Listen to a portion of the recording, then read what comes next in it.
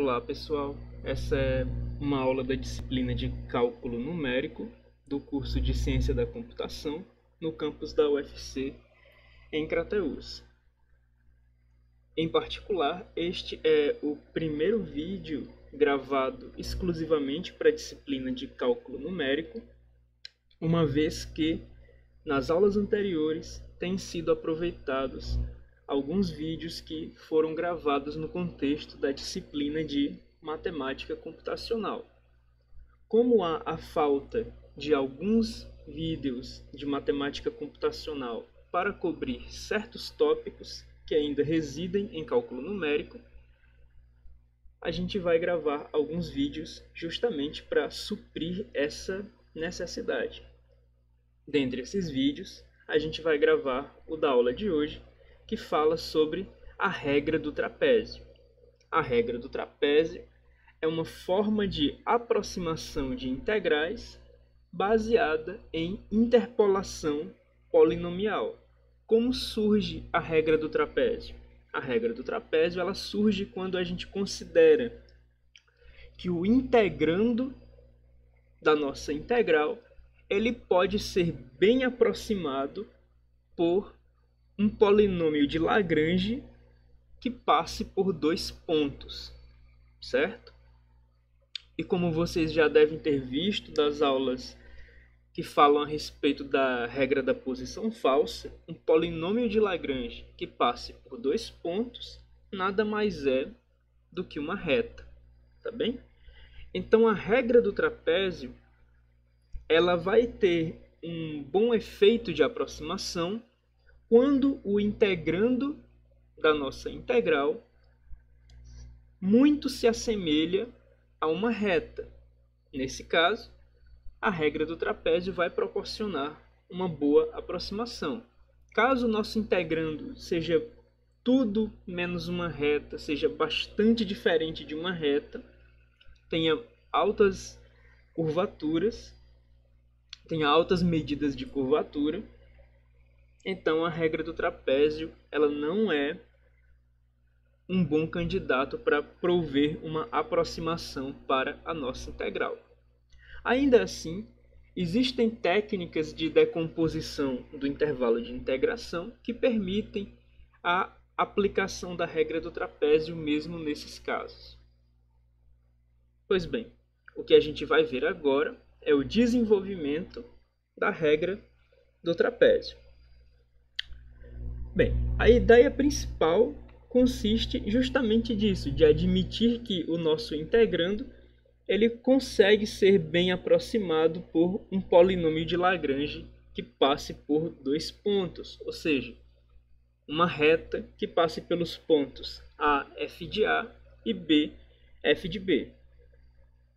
Posto isso, a gente sabe que esse nosso polinômio de Lagrange que passa por dois pontos A, f de A e B, f de B pode ser escrito dessa forma. Essa é a chamada forma de Lagrange. E a ideia da regra do trapézio, assim como de qualquer outra quadratura de Newton-Cotes, consiste de tomar uma fórmula de aproximação a partir da integração analítica de algum polinômio de Lagrange. À medida que tomam-se mais pontos para este polinômio de Lagrange em questão, a gente desenvolve quadraturas cada vez mais especializadas. A gente desenvolve com o polinômio de Lagrange em dois pontos a regra do trapézio, com o polinômio de Lagrange em três pontos a regra de Simpson, com o polinômio de Lagrange em 4 pontos, a regra de Simpson 3/8, e assim por diante. Tá bem?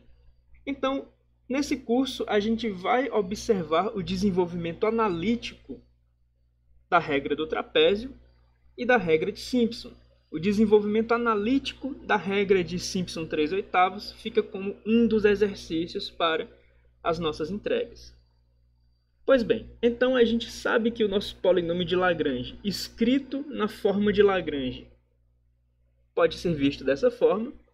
E, novamente, você deve se lembrar da aula de posição falsa, que esta não é a única forma de escrever o nosso polinômio. Ele poderia muito bem ser evidenciado como uma reta.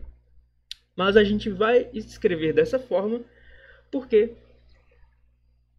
quando tomando polinômios de Lagrange de graus maiores, a gente vai também utilizar essa fórmula para desenvolver as nossas quadraturas de Newton-Cotes. Então a ideia principal é admitir que o nosso polinômio de Lagrange fornece uma boa aproximação para o nosso integrando e daí as suas integrais são similares. Logo, a gente está interessado em saber quem é a integral do nosso polinômio de Lagrange.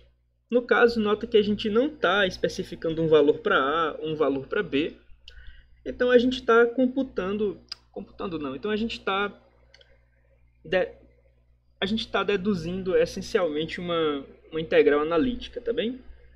O que a gente faz é trocar o nosso integrando, o polinômio de Lagrange, pela sua forma de Lagrange, obtendo essa integral que a gente vai desenvolver de maneira analítica. E agora a gente começa a simplesmente utilizar alguns passos para a simplificação dessa integral. A gente sabe, por exemplo, que o integrando é uma soma, e a integral da soma é a soma das integrais. A gente sabe que cada parcela do integrando consiste de uma parte variável, que está em função de x, e uma parte constante. Nesse caso, FA sobre A menos B. E a gente sabe que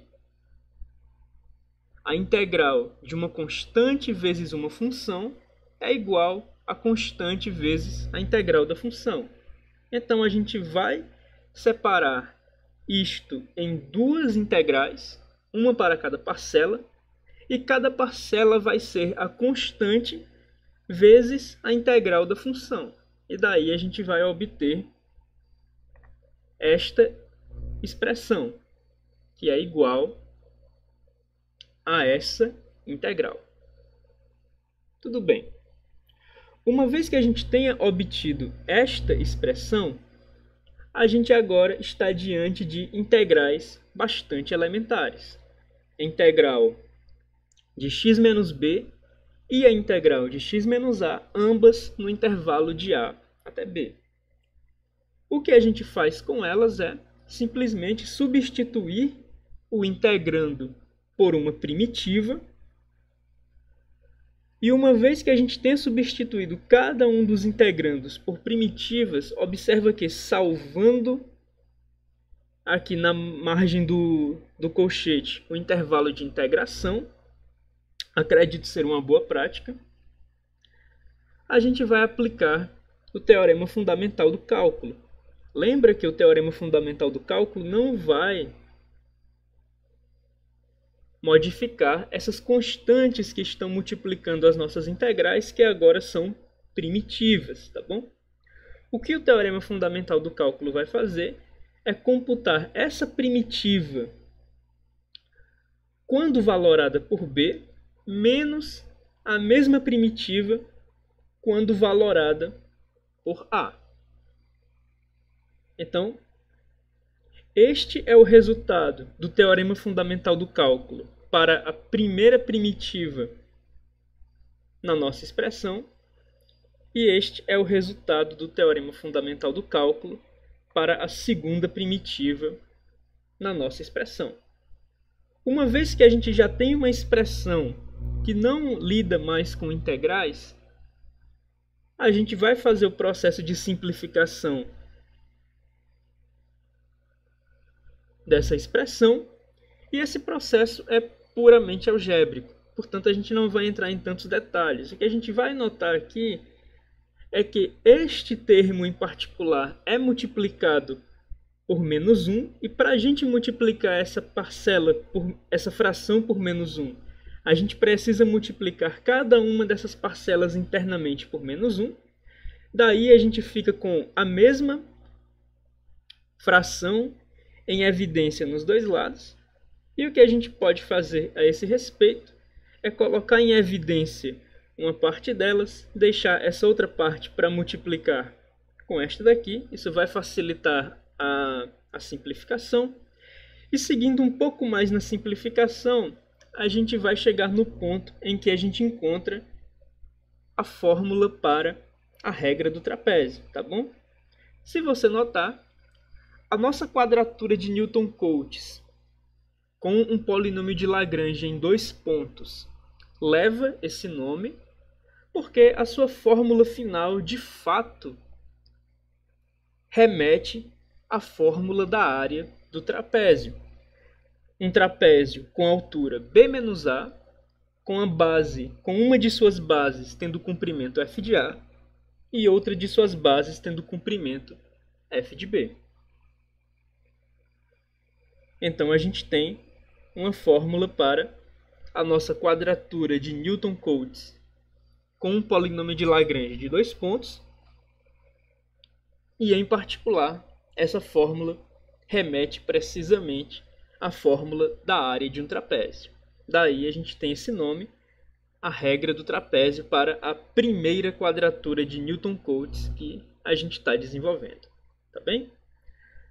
No fim, a gente está admitindo, dado que a gente considerou que o nosso polinômio de Lagrange em 2 pontos era uma boa aproximação para o nosso integrando f de x, a gente está admitindo que essa integral pode ser bem aproximada por essa fórmula. E daí a gente tem a nossa primeira quadratura. A gente tem a regra do trapézio bem estabelecida. É perfeitamente possível desenvolver a regra do trapézio levando em conta noções puramente geométricas, como pede o exercício 19, para você desenvolver a regra do trapézio, levando em conta apenas o gráfico da função e essas noções de que a regra do trapézio de fato irá evidenciar a área de um trapézio. Basta você considerar, nesse caso, o polinômio de Lagrange como uma reta e vai facilitar bastante o desenvolvimento do exercício 19. Pois bem, a regra do trapézio, como a gente já vem admitindo, ela funciona muito bem quando um polinômio de Lagrange em 2 pontos consegue ser uma boa aproximação para o nosso integrando. Quando não consegue, a gente não para por aqui. Quando o polinômio de Lagrange em 2 pontos não é uma boa aproximação para o nosso integrando, o que a gente faz é uma operação de divisão e conquista. A gente subdivide o intervalo de integração e vai levar em conta a nossa quadratura para cada um dos subintervalos. Afinal, a integral de a até b ela pode ser vista como uma soma de duas integrais com o mesmo integrando nos intervalos de a até c e de c até b para qualquer ponto c no intervalo AB. Generalizando isso, a gente pode dividir não apenas em 2 subintervalos, o intervalo de integração AB, mas a gente pode dividir em k subintervalos o nosso intervalo de integração AB e tentar computar cada uma dessas integrais, desses subintervalos, utilizando a regra do trapézio. Por que a gente deve esperar que isso traga um melhor resultado do que fazer a aplicação simples da regra do trapézio? Porque, à medida que nós tomamos subintervalos menores no domínio de uma função, é esperado que a função seja mais bem comportada nesse subintervalo cada vez menor. É esperado que a função comece a apresentar pouca variação em um subintervalo cada vez menor e, portanto, se aproxime do comportamento de uma reta.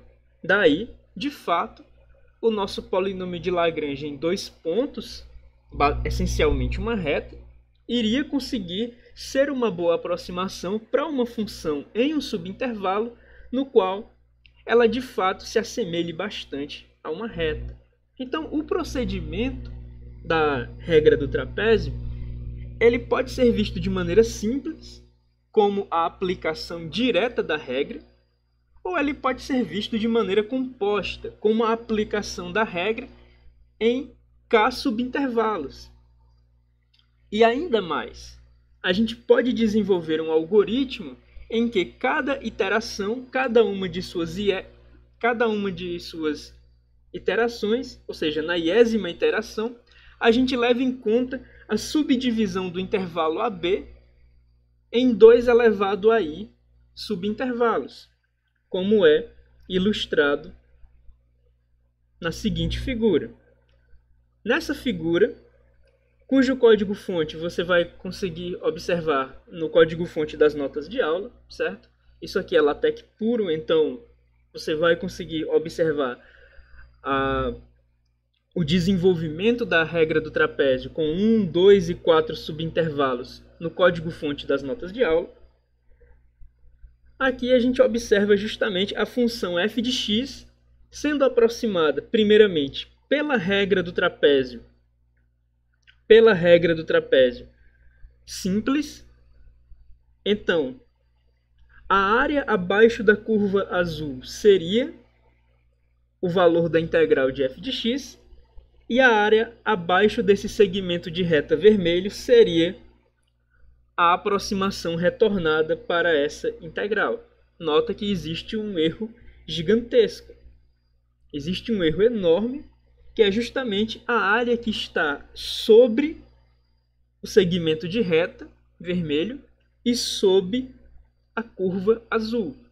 Quando a gente leva em conta mais de um intervalo, ou seja, quando a gente começa a subdividir o intervalo de integração em mais de um intervalo e aplicar a regra do trapézio para cada um desses subintervalos, a gente começa a ter um erro cada vez menor. Por exemplo, a gente está subdividindo agora em 2 subintervalos e aplicando a regra do trapézio no primeiro subintervalo e em seguida no segundo subintervalo. Você vai notar que o erro diminui consideravelmente. Afinal, a área acima do segmento de reta vermelho e abaixo dos segmentos de reta amarelos é justamente o ganho de precisão que houve quando a gente passou de um subintervalo para 2 subintervalos. E por fim, você vai poder notar que, levando em conta os segmentos de reta roxos, a gente está aplicando a regra do trapézio em 4 subintervalos do nosso intervalo de integração. Nesse caso, você vai poder observar que a margem de erro já é bem menor, se comparado inclusive com a regra do trapézio para 2 subintervalos. Tá bem? Então, a ideia da regra do trapézio é que é muito barato computar o seu valor. No entanto, aplicar a regra do trapézio de maneira simples costuma incorrer uma quantidade muito grande de erro. Então, a estratégia ideal para a regra do trapézio consiste da sua aplicação em subintervalos do intervalo de integração. E a gente costuma utilizar algoritmos que vão subdividindo esses intervalos de integração para buscar uma melhoria na nossa margem de erro. Ou seja, se a diferença da aproximação computada na iteração atual para a iteração anterior ainda é grande o bastante, ou seja, se a gente conseguiu reduzir muito a nossa margem de erro, levando em conta mais subdivisões de intervalo, então é possível que a gente consiga reduzir ainda mais, um pouco mais, se a gente subdividir os nossos subintervalos atuais. Tudo bem? Então, a ideia da regra do trapézio ela é muito barata de computar, mas geralmente ela exige um algoritmo mais sofisticado do que a sua aplicação simples. Ela geralmente exige que você vá subdividindo progressivamente o intervalo de integração em subintervalos cada vez menores e apenas pare quando a diferença da aproximação calculada na iteração atual para a iteração anterior for suficientemente pequena. Daí a gente já não tem tanta esperança de que subdividir ainda mais os nossos atuais subintervalos vai nos proporcionar um ganho de precisão considerável. Tudo bem?